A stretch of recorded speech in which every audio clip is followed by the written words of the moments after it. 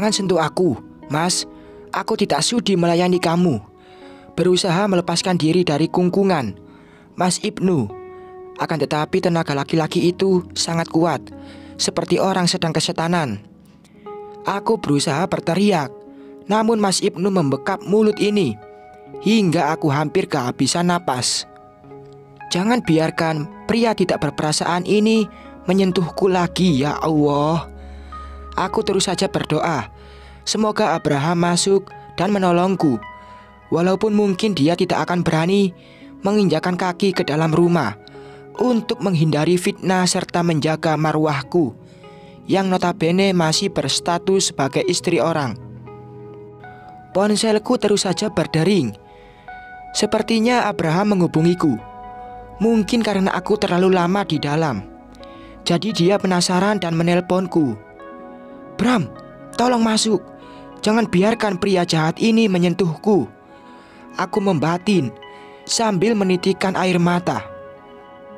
Sementara Mas Ibnu, dia semakin terlihat menyentuhku.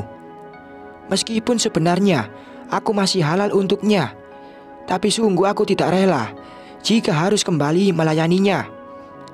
Apalagi dengan cara seperti ini. Aku sudah benar-benar tidak sudi memiliki pasangan suka berzina seperti Mas Ibnu. Aku ingin segera lepas dari belenggu cintanya. Mas, tolong lepas. Kita sudah mau cerai. Teriakku sengaja meninggikan nada bicara, berharap Abraham mendengar pekikanku. Kamu masih halal buat aku, Mai. Nafas pria itu kian memburu, membuat aku bertambah takut kepadanya. Hei, apa yang lo lakuin di sini? Dengan sigap Abraham menarik rambut Mas Ibnu, menyeret laki-laki itu dari atas, kemudian membantingnya. Pria dengan garis wajah tegas itu terlihat begitu murka menatap Mas Ibnu. Tidak lupa juga ia menghadiahkan 2 buah tinju di rahang suamiku, hingga segar keluar dari sudut bibirnya. Aku segera mengancingkan bajuku yang sudah terbuka dan mengenakan hijab. Abraham memalingkan wajah sambil terus memegangi Mas Ibnu yang sedang berusaha melepaskan diri dari cengkraman teman masa kecilnya itu. Gue bakalan bawa lo ke kantor polisi, Ibnu, berang Abraham, menatap bengis wajah Mas Ibnu yang sudah babak belur. Laporin saja, Bram.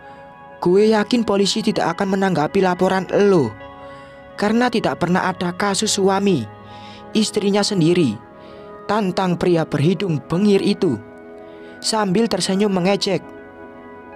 Bram melepas cengkramannya dan mendorong kasar tubuh suamiku.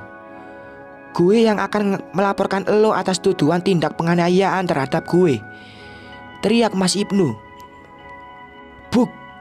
Sekali lagi Abraham mendaratkan bogem mentah di wajah Mas Ibnu. Aku memejamkan mata, tidak tega melihat dia terus-terusan memukuli suamiku. Sepertinya Abraham begitu marah kepada Mas Ibnu. Mungkin karena laki-laki itu sudah merebut Lucy dari tangannya, juga karena dia hampir seorang wanita. Stop, Bram. Sudah, aku gak mau dia mati, pekikku, sambil menarik Abraham menjauh dari laki-laki yang sebentar lagi akan menjadi mantan suamiku itu. Pria bermata sayu itu menoleh menatapku, seolah memberi kode supaya aku lekas melepas tangan ini darinya. Gegas aku menjauh dari tubuh Abraham, menunduk malu karena tanpa sengaja menyentuh pria tersebut. Ayo kita pergi dari sini, Mailah. Abraham menenteng tasku dan segera mengajakku keluar dari rumah yang penuh dengan sejuta kenangan, juga 1000 luka itu, tanpa peduli dengan keadaan Mas Ibnu yang sudah terkapar di lantai dengan wajah dipenuhi luka lebam. Gak usah tengok-tengok, Mailah. Abaikan dia. Luka itu tidak seberapa dibandingkan luka yang dia torehkan di hati kamu. Abraham menoleh menatapku yang masih berdiri memaku sambil terus memandang iba suamiku. Mailah. Aku terkesiap ketika dia memegang lenganku dan menarik diri ini dari dalam kamar lalu menyuruhku masuk ke dalam mobilnya. Abraham lekas menyalakan mesin kendaraan roda 4-nya, membawa mobil itu pergi menjauh dari rumah Mas Ibnu. Dengan raut wajah masih terlihat kesal. Hening. Sepanjang jalan tidak ada percakapan di antara kami berdua. Kami saling diam dalam pikiran serta perasaan masing-masing. Aku masih syok dengan apa yang hampir saja menimpaku. Juga merasa khawatir kalau Mas Ibnu sampai kenapa-kenapa dan menuntut Abraham temanku. Semoga saja Mas Ibnu tidak meninggal gara-gara dianiaya oleh Abraham. Pasti kasusnya akan panjang jika sampai dia tidak selamat. Dan sudah pasti aku akan terseret kasusnya, karena akulah penyebab dia sampai babak belur seperti itu. Kamu tidak apa-apa kan, Mai? Tanya Abraham memecah keheningan panjang. Aku hanya menjawab dengan menggelengkan kepala. Alhamdulillah kalau begitu. Maaf, tadi aku sudah memegang tangan kamu. Tolong jangan marah, ucapnya lagi, sembari menepikan mobilnya dan membantu mengeluarkan barang-barangku. Terima kasih, Bram. Pelan aku berujar, tapi mungkin masih tertangkap oleh indera pendengarannya Abraham. Sebab dia merespon dengan senyuman dan langsung pergi begitu saja. Aku duduk di atas kasur sambil berusaha melupakan apa yang baru saja menimpaku.